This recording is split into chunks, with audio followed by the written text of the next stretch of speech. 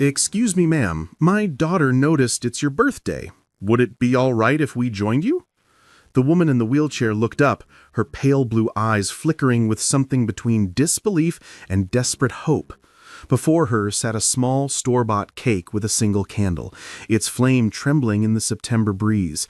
The park was empty except for the three of them, a 35-year-old man with exhaustion carved into his face, a 7-year-old girl with a gap-toothed smile, and an 80-year-old woman who'd been invisible for so long she'd almost forgotten what it felt like to be seen. "You want to sit with me?" Her voice cracked on the last word. The little girl nodded eagerly, already moving toward the picnic table. Nobody should be alone on their birthday. What none of them knew was that this single moment, this simple question, would change everything. Because sometimes the family you need finds you in the most unexpected places. And sometimes the people who save you are the ones you end up saving in return. Before we continue, please tell us, where in the world are you tuning in from? We love seeing how far our stories travel. Henry Wilson's hand hovered over his daughter's shoulder as they stood at the edge of the small park on Maple and Fifth. They'd been heading to the ice cream parlor, one scoop, a rare indulgence he couldn't really afford but couldn't deny her either. Not today. Not when Emerald had been seizure-free for nearly 2 weeks, her longest stretch in months. But now they stood frozen, watching an elderly woman celebrate her birthday alone. "Please, Daddy," Emerald whispered, tugging his sleeve. "She looks so sad." Henry felt something twist in his chest. He was tired, bone-deep, soul-crushing tired. The kind that came from working 3 jobs and sleeping in 4-hour increments. The kind that came from carrying a number in your head like a death sentence, $47,000. That's what separated his daughter from the surgery that could stop her seizures, from a normal childhood, from a future that he terrified him every single day. But looking at that woman, her carefully styled silver hair, the cardigan she wore despite the warmth, the wheelchair positioned just so at the end of the picnic table, he recognized something familiar. Loneliness. The kind that makes significant moments feel hollow. The kind that he'd felt in hospital waiting rooms at 3 in the morning, watching Emerald's small chest rise and fall, wondering if he was enough. "All right," he heard himself say, "let's go say happy birthday." Emerald's face lit up, and she was already pulling him across the street before he could second-guess the decision. As they approached, the woman's head lifted. Up close, Henry could see the sharp intelligence in her eyes, the weariness that had nothing to do with age, and something else, a bone-deep loneliness that seemed to radiate outward like ripples on still water. "Excuse me, ma'am," Henry said, suddenly feeling awkward, intrusive. "My daughter noticed it's your birthday. We were wondering, would it be all right if we joined you for a moment?" The woman's expression shifted through a dozen emotions in the span of seconds. Surprise, confusion, suspicion, and finally something that looked dangerously close to tears, before settling into cautious hope. "You want to sit with me?" she repeated, as if the concept were foreign. "If that's okay," Henry said gently, crouching slightly so he was at eye level with her. "Nobody should be alone on their birthday." Her voice came out barely above a whisper. "I'm 80 today." "80!" Emerald exclaimed, bouncing on her toes. "That's really, really old. I'm only 7. "Emerald," Henry started, but the woman laughed. It was a rusty sound, as if she hadn't used it in a while, and it transformed her face entirely. "It's quite all right. It is rather old." She studied them both with those sharp blue eyes, and Henry could see her trying to understand why they were there, what they wanted from her. "My name is Stella. Stella Godfrey. And yes, I would like that very much. If you'd really like to stay." "We would," Henry said, and he meant it. They sat down, and Henry helped Emerald cut the cake while Stella watched with an expression of profound wonder, as if witnessing something miraculous rather than mundane. The cake was simple, vanilla, store-bought, but it was good. Emerald chattered between bites about her school, her teacher, Mrs. Anderson, her collection of smooth rocks she'd found in various parking lots around town. "This one's my favorite," she said, pulling a small gray stone from her pocket. "See how it's shaped like a heart?" Stella took the rock carefully, turning it over in her weathered hands. "It's beautiful. You have a good eye." Daddy works 3 jobs, Emerald announced proudly, oblivious to the way Henry's shoulders tensed. He's the hardest working person in the whole world. He washes dishes in the morning, works at the hardware store in the afternoon, and does computer stuff at night after I go to bed. Henry felt heat creep up his neck.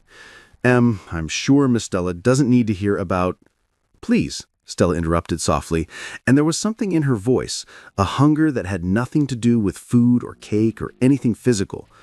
"I'd like to hear, if you don't mind sharing." Henry hesitated, then found himself talking. Carefully editing the harder parts, he explained that it was just him and Emerald, that they were saving for something important, that he did what needed to be done. "Her mother?" asked Stella quietly, glancing at Emerald, who was now distracted by a butterfly landing on the table. "Died when Em was 2, Henry said. The lie was smooth because he'd told it so many times. The truth, that Emerald's mother had walked out 3 days after the seizure diagnosis, unable to handle a sick child, felt too heavy to share with a stranger. Stella nodded slowly, understanding in her eyes. "And you? What are you built for?" Henry looked at his daughter, at the gap-toothed smile and the bright eyes and the small hands that reached for his when she was scared. "Her," he said simply. "Whatever she needs, I'll find a way." Something shifted in Stella's expression, recognition, perhaps, or respect. She was quiet for a moment, then spoke. "I spent 40 years as a nurse, pediatric ward mostly. I understand what it means to fight for children." The conversation flowed more easily after that. Stella told them about her career at St. Augustine's Hospital, about the countless children she'd cared for, about the nights she'd held frightened parents' hands while their babies fought for life. "I never married," she said, gazing past them at the oak tree's leaves. "Never had children of my own. I told myself I was too busy, that the work was too important. The truth is, I was afraid. Afraid I'd fail them somehow." "But you helped so many people," Emerald said, having tuned back into the conversation. "I did," Stella agreed, "but I helped them at arm's length. I took care of other people's children, my nieces and nephews when my siblings struggled, the patients in my ward, but I never let them close enough to really know me. And when you do that," she trailed off, her gaze distant, "when you touch lives without letting them touch you back, you end up alone." Henry felt something resonate in those words. He'd been so focused on survival, on working and saving and keeping Emerald safe, that he'd forgotten what it felt like to just exist, to sit in a park on a Saturday afternoon and talk to someone without watching the clock, without calculating how many hours until his next shift. "What about your family?" he asked. "Your nieces and nephews?" Stella's smile turned sad. "They visited at first, after the accident." "Accident?" She gestured to the wheelchair. 40 years ago, a delivery truck ran a stop sign. One moment I was crossing the street after a 70-hour week. The next, I was in the hospital where I'd worked, watching my colleagues take care of me instead. The spinal injury was permanent. Suddenly, I couldn't work anymore, couldn't be useful. And my savings? Well, medical care isn't cheap, even for nurses." She paused, her fingers tracing the edge of her cake plate. "My family visited at first, but life moves on, doesn't it? They had their own children to raise, their own problems to solve. I'd spent so much time working that I'd never made close friends, never built a life outside the hospital. So when I couldn't work anymore—" She left the sentence unfinished, but Henry heard what she didn't say. When she couldn't be useful, people moved on. Emerald, with the emotional intuition children sometimes possess, reached over and placed her small hand on Stella's arm. "We won't forget you, will we, Daddy?" Henry met Stella's eyes and saw naked hope warring with self-protection, the look of someone who'd been disappointed too many times to trust easily. But there was also something else, a desperate wish to believe, Just this once, that things could be different. No, Princess, he said quietly. We won't. The following Saturday, Emerald insisted they visit Miss Stella again. Henry had tried to explain that maybe it had been a one-time thing, that they shouldn't intrude, but his daughter was persistent in the way only 7-year-olds can be. We promised, Daddy. We said we wouldn't forget her. So they went back to the park, this time with a small bouquet of flowers from the discount grocery store. Daisies, because they were Emerald's favorite, and they were $3 instead of $15. Stella was there, sitting in the same spot as if she'd been waiting, and the way her face transformed when she saw them made Henry's throat tight. You came back, she said, and there was wonder in her voice. Of course we did, Emerald said, presenting the flowers with a flourish. We brought you these. That visit turned into the next Saturday, and the one after that. By the 4th week, it had become routine. Stella gave her address, a modest apartment building 6 blocks away, and invited them over. Henry accepted, ignoring the voice in his head that said he didn't have time for this, that every hour not working was an hour further from that $47,000 goal. But when he saw how Emerald lit up around Stella, how she laughed and talked and forgot to be sick for a few hours, he couldn't bring himself to stop. Stella's apartment was small, but meticulously maintained, filled with books and photographs of other people's children. The nieces and nephews who'd grown up and moved away, the patients she'd cared for decades ago, their faces frozen in time even as they'd grown up into adults she'd never meet. She never complained about loneliness directly, but Henry saw it. On the way she lit up when they arrived, in how she carefully set out cookies she'd ordered special, remembering that Emerald liked chocolate chips, in the gentle way she listened to his daughter's endless stories about school and friends and the chapter book she was reading. One afternoon, while Emerald napped on Stella's couch, exhausted from an unusually energetic morning, they sat at the small kitchen table with lukewarm coffee. The apartment was quiet, except for Emerald's soft breathing and the distant hum of traffic. I never had my own, Stella said suddenly, her voice barely above a whisper. Children, I mean. I told myself I wasn't strong enough, that I'd already given so much of myself to others that there wasn't enough left for a child of my own. Henry, who'd been folding the blanket over his sleeping daughter, paused. The truth was, I was afraid, Stella continued, staring into her coffee cup. Afraid I'd fail them the way I'd felt I'd failed myself. I worked 70-hour weeks for 40 years. I told myself I was too busy for friendships, for relationships, for a life outside the hospital. The accident taught me the price of that choice. She looked up, and Henry saw tears gathering in those pale blue eyes. When I couldn't work anymore, when I couldn't be useful, I discovered that everyone already had their own lives established. My siblings had their families. My nieces and nephews were grown. The colleagues I'd worked with had retired or moved on. I'd never built anything for myself. I'd never let anyone close enough to stay when things got hard. You're building something now, with us, Henry said quietly. Stella's hands trembled around her cup. Family isn't always earned, Stella. Sometimes it's just chosen. And we choose you. The words seemed to break something in her, and she cried quietly while Henry sat beside her, this stranger who'd become something more, and led her. The visits became the anchor point of their weeks.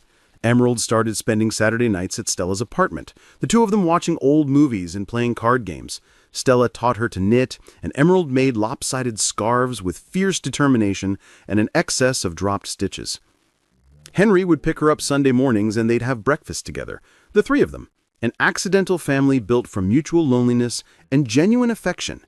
Stella made pancakes from scratch, and Emerald told stories about the movies they'd watched, and Henry let himself pretend, just for an hour or two, that life could always be this simple. He never told Stella the full extent of their financial struggles, never mentioned that he was living on 4 hours of sleep and that his hands shook from exhaustion by the end of his data entry shifts, never explained that the number, 47,000, haunted him like a ghost, always there in the back of his mind, counting down to a deadline he couldn't afford to miss. And Stella never mentioned the portfolio of investments she'd carefully built over decades of frugal living, never spoke of the accounts that had grown steadily while she sat alone in her apartment, planning to donate everything to charity when she died because she had no one to give it to while living. They existed in a space of mutual respect and care that didn't require disclosure of assets or debts. They simply were, together, and that was enough.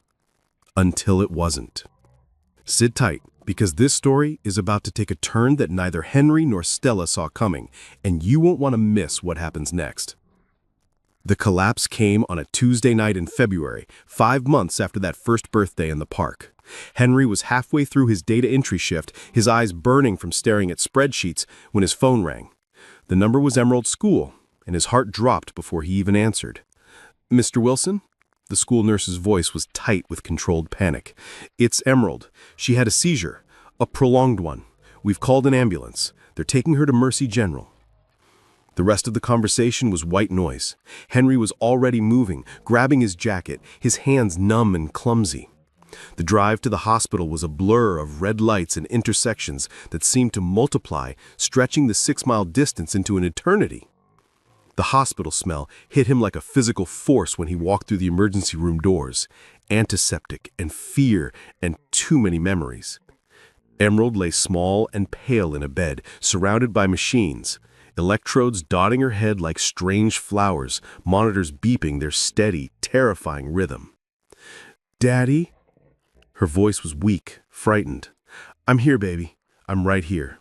He took her hand, felt how small it was in his, how fragile. The doctor, Dr. Patel, young and kind-eyed, pulled him aside after the initial examination. Her words were professional but grave, and Henry felt each one like a physical blow. "The seizures are escalating in frequency and duration. The medication isn't working anymore. We need to operate soon, within the month, or we're looking at potential permanent brain damage. I know we've discussed this before, but the timeline has moved up significantly." "How soon?" Henry asked, though he already knew the answer would be impossible. 2 weeks, 3 at the absolute most. 2 weeks. Henry had $31,000 saved, $16,000 short of what he needed, even with his credit cards maxed out and every possible corner cut. The math didn't work. It had never worked, but he'd told himself he had time. Time to work more shifts, time to figure something out, time to perform whatever miracle would save his daughter. But time had just run out. He sat in the plastic chair beside Emerald's bed, holding her limp hand, and felt the weight of impossibility crushing his chest. Around them, the hospital moved with practiced efficiency, nurses checking vitals, doctors making rounds, machines beeping their mechanical lullabies. Life-saving care was happening all around him, and he couldn't afford it for his own child. "Daddy?" Emerald's voice pulled him back. "Am I going to be okay?" He forced a smile he didn't feel, the muscles of his face protesting the lie. "Of course, baby. You're going to be just fine." "You promise?" The lie tasted like ash. "I promise." But when she drifted back to sleep, sedated and small against the white sheets, Henry put his head in his hands and let himself break in the way he never allowed when she could see. His shoulders shook with silent sobs, his breath coming in ragged gasps he tried to muffle. How could he promise something he couldn't deliver? How could he save her when the math simply didn't work? What kind of father was he that he couldn't— His phone buzzed in his pocket. A text message. "Stella, Emerald missed our movie night. Is everything okay?" Henry stared at the screen, at the simple question that carried so much concern, and something in him broke further. His fingers trembled as he typed back, not the carefully edited version he usually offered, but the truth, all of it. The seizures that had stolen his daughter's childhood since she was 4, the surgery that could fix it, the impossible number, $47,000. The $31,000 he'd scraped together through 3 years of 70-hour weeks and no life and constant grinding exhaustion. the deadline that was now speeding toward them like a freight train with no brakes. He didn't mean to burden her with it. He just needed someone to know that he was terrified, that he was failing his daughter, that he didn't know what to do. Her response came within seconds. Which hospital? Henry blinked at the screen, confusion cutting through his despair. Mercy General. But Stella, you don't have to. I'm coming. Stella, really, it's late and... He started typing, but she was already responding. You chose me as family. Let me choose you back. Henry sat there in the harsh fluorescent lighting of the hospital room, holding his phone, and felt something shift in his chest. Not hope exactly. Hope felt too dangerous, too much like setting himself up for another fall, but something close to it. Something that felt like not being completely alone. Stella arrived within the hour, maneuvering her wheelchair through the hospital corridors with the practiced ease of someone who'd worked in these buildings for decades. She didn't ask questions, didn't offer empty platitudes. She just sat beside him in the waiting area outside Emerald's room and placed her hand over his. They sat like that in silence, and somehow it was exactly what Henry needed. When Emerald woke again an hour later, Stella was there, and the girl's face lit up despite everything. "Miss Stella, you came!" "Of course I came, darling. Where else would I be?" They spent 3 days in the hospital before Emerald was cleared to go home with strict instructions about medication adjustments and monitoring. The surgery date was set, March 15th, 19 days away. Each day that passed felt like a countdown to something Henry couldn't prevent, couldn't fix, couldn't survive. He threw himself into extra shifts with desperate energy, barely sleeping, eating only when his hands shook too badly to function. He picked up whatever work he could find, moving jobs on weekends, delivery gigs between his regular shifts. The number climbed slowly. 32,000, 33,000, 34,000. Still not enough. Never enough. Emerald seemed to sense his desperation and became quieter, more careful, as if trying to make herself smaller and less expensive. It broke something in Henry every time he saw her hesitate to ask for anything, even things she needed. Stella visited every other day, bringing books and puzzles, sitting with Emerald while Henry worked his afternoon shift at the hardware store.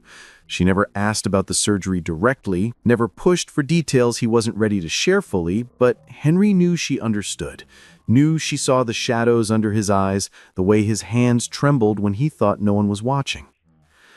The night before the surgery, Henry was sitting at his kitchen table at midnight, staring at his bank statement for the 100th time, trying to make $36,000 somehow equal $47,000 through sheer force of will. His phone rang. An unknown number. "Mr. Wilson, this is Carol from Mercy General's billing department. I'm calling about your daughter's surgery scheduled for tomorrow." Henry's stomach dropped. They'd found out he couldn't pay. They were going to cancel. They were going to... "There's been a... Well, I'm not sure how to explain this," Carol continued, sounding genuinely confused. "But your account shows a zero balance. The surgery has been paid in full. All of it.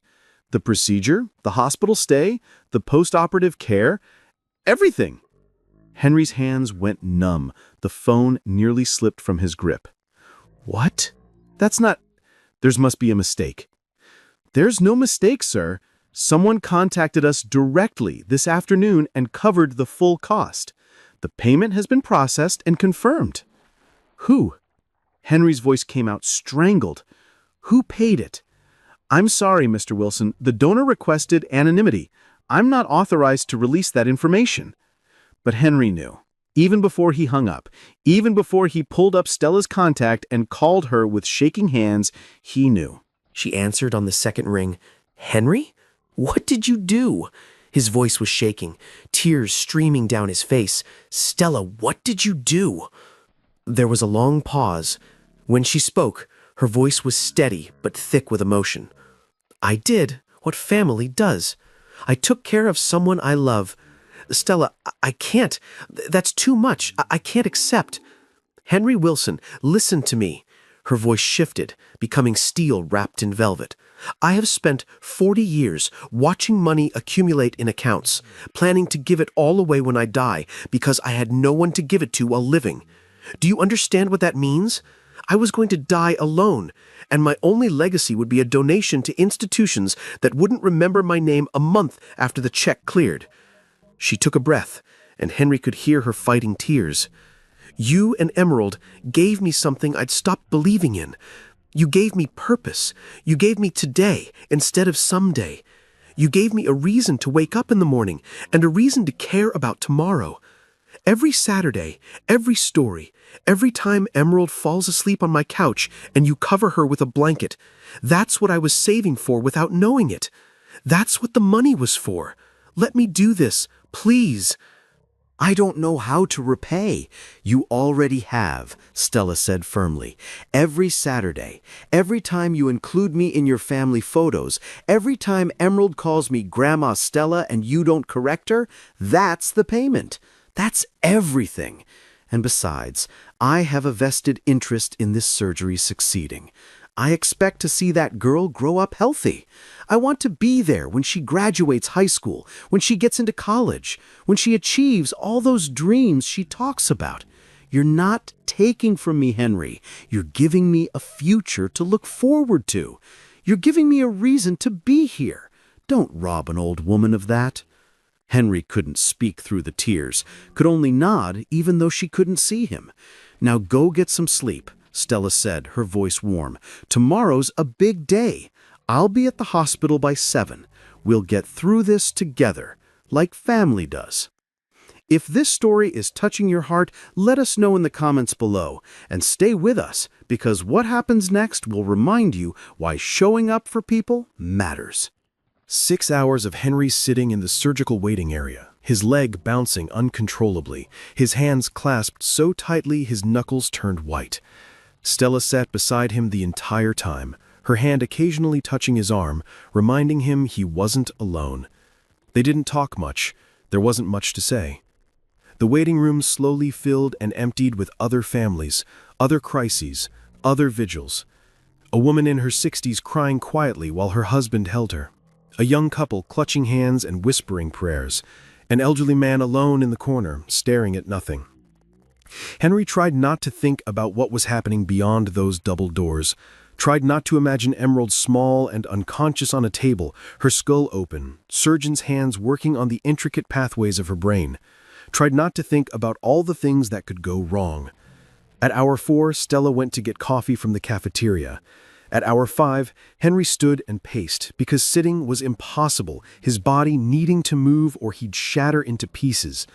At hour 5.5, he sat back down and put his head in his hands, and Stella just held his shoulder, solid and real and there. When the surgeon finally emerged at hour 6, still in his scrubs, his mask pulled down, Henry couldn't read his expression, couldn't breathe, couldn't think. "Mr. Wilson," Dr. Patel looked tired, but was that a smile? "The surgery went very well. We were able to identify and address the seizure focus. Emerald's in recovery now. She's stable and her vital signs are strong." Henry felt his knees go weak.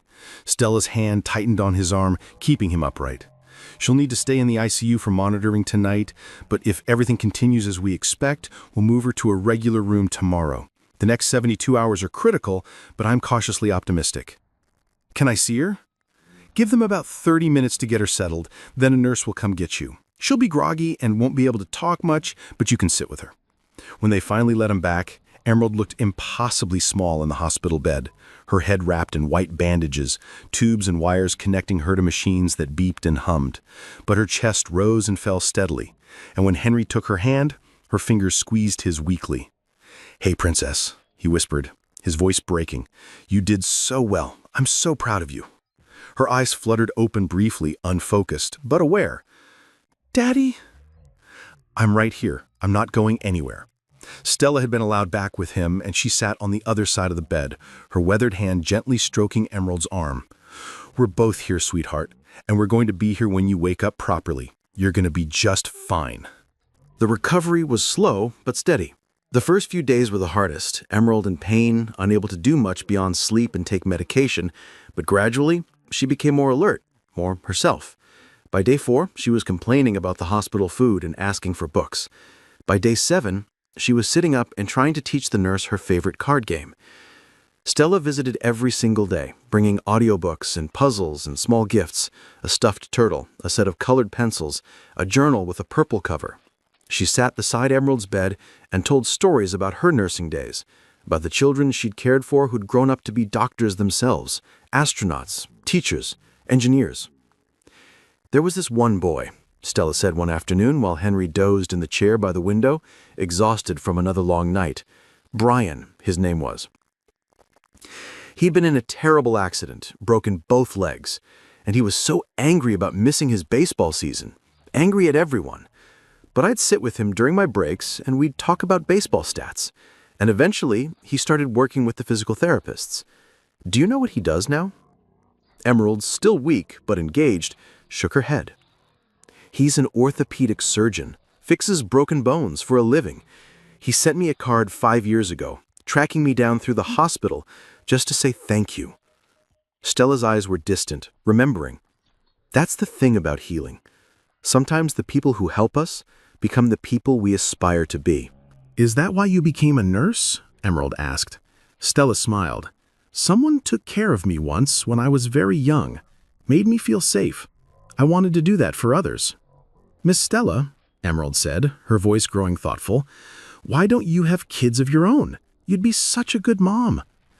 Stella was quiet for a long moment. Henry, pretending to still be asleep, felt his chest tighten. I thought I wasn't strong enough, Stella finally said. I thought I'd mess it up somehow. I spent so long being afraid that by the time I realized I'd been wrong, it felt too late. I'd built a life around work and caring for other people's children, and I'd never made space for my own family. It's not too late now, Emerald said with 7-year-old certainty. You have us. Stella's eyes filled with tears. Yes, she whispered. I suppose I do. From his chair, Henry opened his eyes and met Stella's gaze across the room. She smiled at him, and he smiled back, and no words were needed for what passed between them in that moment. You were never alone, that look said. You were always family. Emerald came home 3 weeks after the surgery. The doctors were amazed by her recovery, by how quickly she'd bounced back. The seizures had stopped completely. The medication was working. She'd need follow-up appointments and monitoring, but the prognosis was excellent. Henry took a week off from his jobs, the first time he'd taken time off in 3 years, to be with her. They spent the days watching movies, playing board games, and reading books together. Stella came over every afternoon, bringing homemade soup and cookies, sitting with them in comfortable silence or easy conversation. It felt like breathing after years of drowning. One evening, after Emerald had fallen asleep on the couch, her head on Stella's lap, Henry spoke quietly. I still can't believe you did that. The surgery. All of it. Stella stroked Emerald's hair gently. I've lived 80 years, Henry. Most of them lonely. I have more money than I could ever spend, saved over decades of working and living frugally because I had nothing else to do with it. Do you know what I was planning to do with it? Henry shook his head. Leave it all to charity, to institutions and organizations that would use it well, I'm sure, but that would never know me, never remember me. I'd die alone, and my money would be my only legacy. She looked down at Emerald's sleeping face. This child, this beautiful, brave girl, and you gave me something worth staying alive for. You gave me a legacy that matters. You let me be part of something real. You're not just part of it, Henry said quietly. You're essential to it. You're family. Then let me act like it, Stella said firmly. Let me take care of the people I love without guilt or obligation. Let me have this, please. Henry nodded, unable to speak past the lump in his throat. Share this with someone who needs to be reminded that it's never too late to matter. Hit that like button if you believe in the power of chosen family. The years that followed were marked by ordinary miracles, the kind that don't make headlines but change everything. Emerald's seizures, held at bay by the successful surgery and adjusted medication, faded from frequent to occasional to rare. By the time she turned 10, she'd gone 8 months without a single episode. By 12, she'd gone 2 years. The doctors called it an excellent outcome. Henry called it a second chance at the childhood his daughter deserved. Freed from the crushing weight of medical debt and the grinding exhaustion of 3 jobs, Henry found stable employment at a software company. Better hours, better pay, health insurance that actually covered things. He started sleeping 6 hours a night instead of 4, started eating regular meals, started feeling like a person again instead of just a survival machine. But the Saturday visits never stopped. If anything, they intensified. Emerald became Grandma Stella, without anyone officially deciding it. She was there for Emerald's 8th birthday, her 9th or 10th. She attended school plays where Emerald played a tree, then a townsperson, then finally Juliet in a middle school production of Romeo and Juliet. She taught Emerald to knit better scarves, to make her grandmother's recipe for chocolate chip cookies, to play poker with actual strategy instead of just hope. When Emerald turned 13 and started pulling away from Henry the way teenagers do, testing boundaries and asserting independence, it was Stella who sat with her and listened to complaints about unfair rules and embarrassing dads. Stella who helped her navigate friendship drama and school stress without judgment or lectures. Stella who became the safe place between childhood and adulthood, the grandmother who'd been chosen instead of born. On Emerald's 15th birthday, Stella gave her a car, used, practical, safe, and taught her to drive in empty parking lots on Sunday mornings when Henry was too nervous to handle it.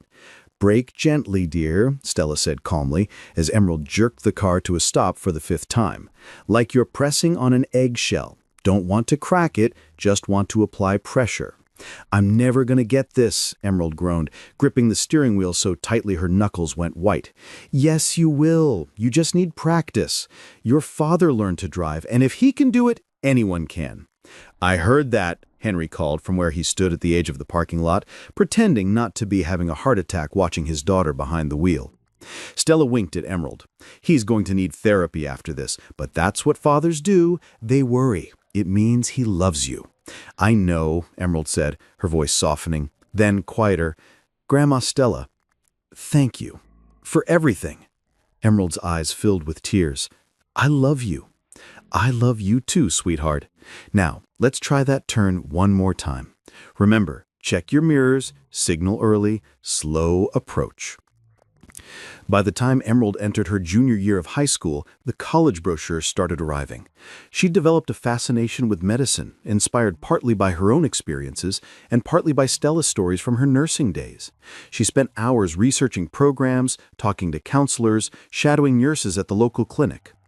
"I want to help kids like me," she explained one Saturday afternoon at Stella's apartment, spreading brochures across the coffee table.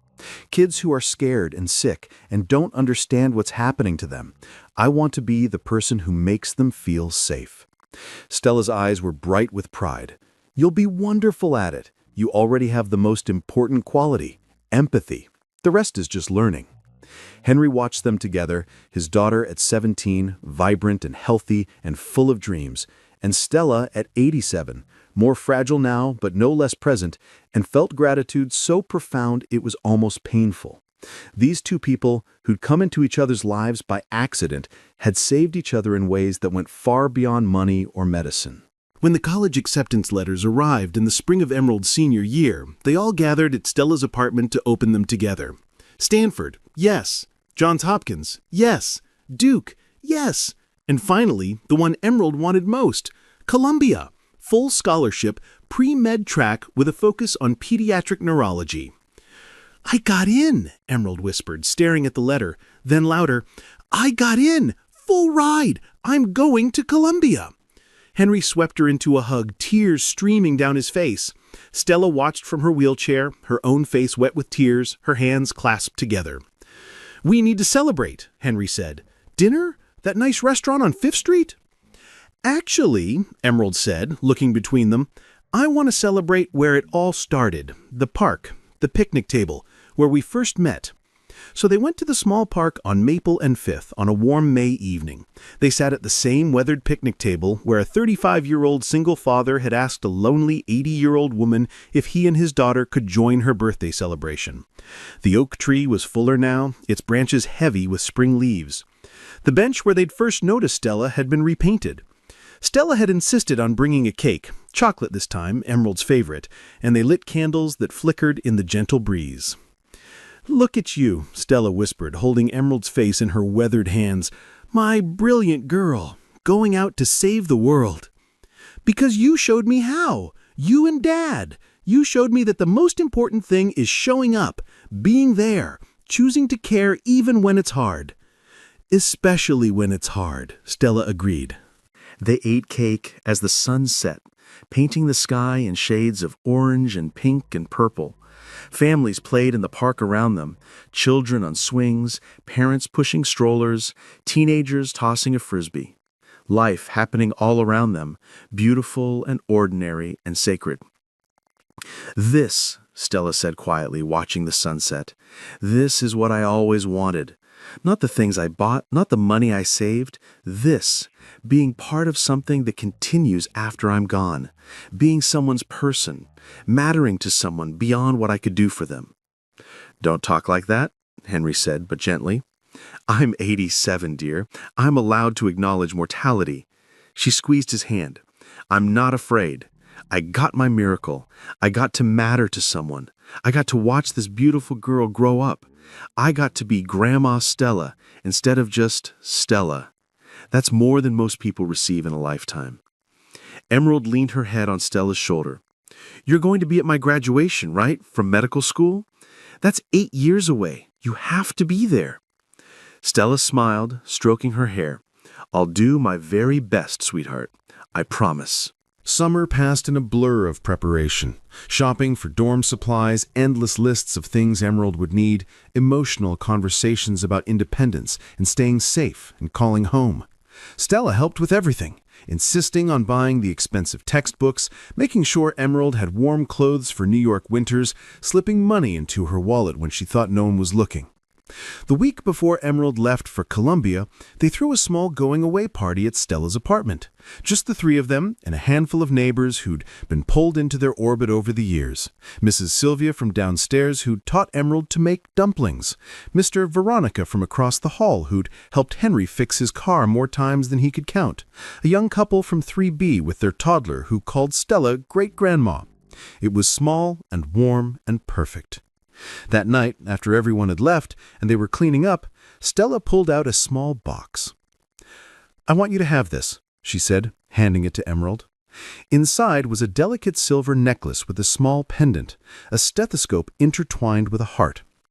"I ordered it custom. The heart is for caring, the stethoscope is for healing. But they're intertwined because you can't have one without the other. Real healing requires real caring. Remember that when medical school gets hard and the textbooks make you forget why you started."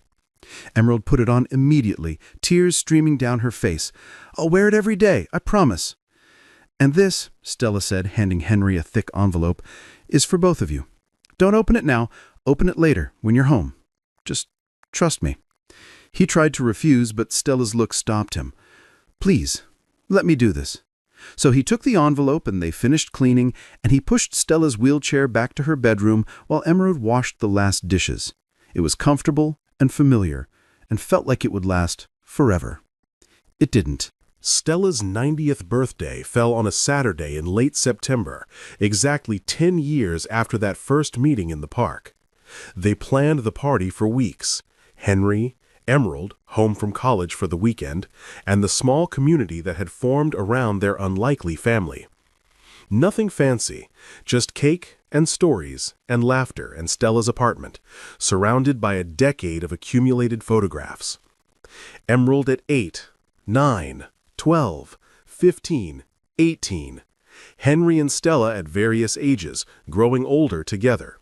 Birthday parties and graduations and ordinary Tuesday afternoons that someone had thought to document.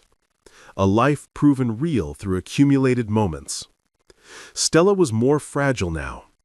90 years pressing down on a frame that had already endured so much, but she was radiant, dressed in her favorite lavender cardigan, her silver hair carefully styled, her pale blue eyes still sharp and intelligent. "I can't believe it's been 10 years, she said, as Henry wheeled her to the center of the living room where everyone had gathered. 10 years since a little girl asked her father why an old woman was sitting alone in the park. "Best decision I ever made," Henry said, his voice thick with emotion. They sang Happy Birthday, off-key and enthusiastic, and Stella closed her eyes to make a wish before blowing out the candles. Emerald asked what she'd wished for, and Stella just smiled and said, "I don't need to wish for anything. I already have everything I wanted." The party wound down as the sun set. Neighbors left with hugs and promises to visit soon. Mrs. Sylvia brought Stella a container of her special soup. Mr. Veronica hugged both Henry and Emerald and told them to take care of our Stella. When it was just the three of them, Stella asked Henry to wheel her to the window. She looked out at the city lights, at the streets below, at the world that had seemed so empty for so long and now felt full. "This," she said quietly, "this is what I always wanted. Not the things I bought, not the money I saved. This! Being part of something that continues after I'm gone. Being someone's person. Having people who choose me, not because they have to, but because they want to. Grandma Stella!" "Let me finish, sweetheart." Stella reached back and took both their hands. "I'm 90 years old. I'm tired and I'm ready, and that's okay. I've had 10 of the best years of my life because you two showed up. You saw me. You chose me. And I got to be part of your story." "You're not going anywhere," Henry said, but his voice cracked. "Not tonight," Stella agreed. "Tonight I'm right here, exactly where I want to be." They stayed for another hour, talking and laughing and remembering. Emerald told stories about Columbia, about her classes and her roommate and the overwhelming, exciting chaos of New York. Henry talked about work, about finally having time to breathe, about the photography class he'd started taking. Stella listened to it all with joy radiating from her face. When it was time to leave, Emerald hugged her tight. "I'll call you tomorrow. We can do our Sunday morning video call." "I'd like that," Stella said. Henry helped her into bed, making sure she had water on the nightstand, her medication within reach, her phone charged. "Thank you," she said as he adjusted her pillows, "for everything. For that first day in the park, for every Saturday after, for giving an invisible old woman a reason to keep going." "Thank you," Henry said, his voice breaking, "for saving my daughter, for saving me, for being family when we needed it most." "We saved each other," Stella said simply. "That's what family does." Henry kissed her forehead. "Love you, Stella." "I love you too, both of you, my family." Stella Godfrey passed away peacefully in her sleep just 2 weeks after turning 90. Mrs. Sylvia found her the next morning, still wearing a gentle smile, after she failed to answer the door for their usual Sunday breakfast. The funeral was small but full. Henry and Emerald, the neighbors who'd become friends, a few elderly colleagues from her nursing days who tracked down the information. The pastor spoke about a life of service, but it was Henry who gave the eulogy that mattered. Stella spent 80 years being invisible, he said, his voice steady despite the tears streaming down his face. She worked herself to exhaustion caring for others, but never let anyone care for her. She saved money for decades with no one to give it to. She touched countless lives, but always at arm's length, afraid to be known, afraid to be loved, afraid to need anyone. He looked at Emerald, who stood beside him, the silver necklace with the stethoscope and heart visible against her black dress. And then, at 80 years old, sitting alone in a park on our birthday, she took a chance. She let 2 strangers sit with her. She let us see her loneliness, her longing, her hope. She let herself be chosen. And in doing so, she chose us back. His voice broke. "She saved my daughter's life. She saved mine too, in ways that have nothing to do with money. She taught us that family isn't about blood or obligation. It's about showing up. It's about choosing each other, day after day, even when it's hard, especially when it's hard." Stella got her miracle, Henry continued, not because she died wealthy or because she lived a long life. but because she spent her last 10 years being seen, being loved, being someone's person. She got to be Grandma Stella instead of just Stella, and we got to be her family. That's the miracle. The lawyer's office was awkward 2 weeks later. Henry, uncomfortable in his one good suit, Emerald red-eyed and hollow beside him. The reading of the will was brief and stunning. 80% of Stella Godfrey's estate to Henry Wilson and Emerald Wilson. The remaining 20% went to St. Augustine's Children's Hospital, where she'd worked for 40 years. The amount made Henry's vision blur. Stella had been wealthy, truly wealthy. Decades of careful investing, of living frugally while money accumulated, planning to give it all away because she had no one to give it to. She left a letter, the lawyer said, sliding an envelope across the desk. Henry's hands shook as he opened it. The handwriting was shaky but clear. Stella's distinctive script that he'd seen on birthday cards and grocery lists and notes left on his windshield. Dear Henry and Emerald, if you're reading this, then I'm gone. Don't be sad, or rather, be sad for a little while, but then let it go. I died happy. I died loved. I died knowing that I mattered to someone beyond what I could do for them. That's more than most people get. Money is just paper and numbers until you give it purpose. You gave me purpose. You taught me that family isn't about biology or obligation. It's about showing up. It's about choosing each other day after day, not because you have to, but because you want to. I want you to use this to build the life you deserve. Henry, stop worrying so much. Take that photography class you mentioned. Travel somewhere you've always wanted to go. Live a little. You've earned it. Emerald, pursue every dream without the weight of debt holding you back. Become the doctor I know you'll be. Help those kids who need someone to see them, just like you saw me. Live fully. Love fiercely. And when you remember me, don't be sad. Be grateful, as I am grateful. I was invisible for 80 years, and then you saw me. You chose me. You made me family. I died the richest woman in the world because I had something no money could buy. A family who chose me back. Thank you for giving me 10 years of mattering. Thank you for giving me you. All my love, always. Your Grandma Stella. P.S.